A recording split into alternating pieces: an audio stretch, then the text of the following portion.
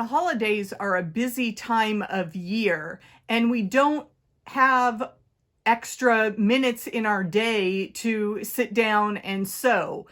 And yet we have that urge to create something with fabric.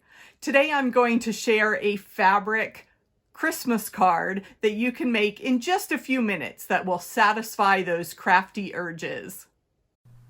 I'm Andy, and this is True Blue Quilts.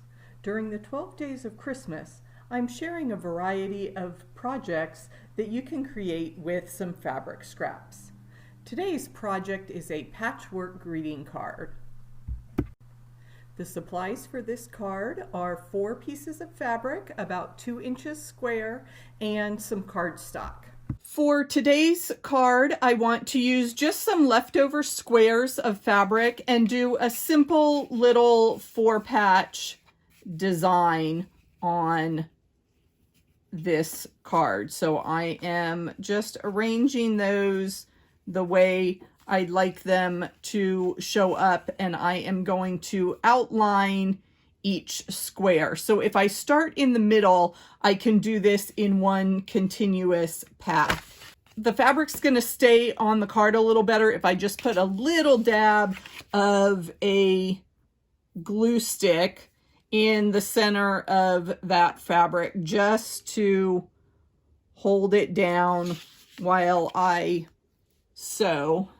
And this is just washable school glue. So like I said, I'm starting in the middle of my 4-patch, and I'm going to stitch 1 square and then do the next .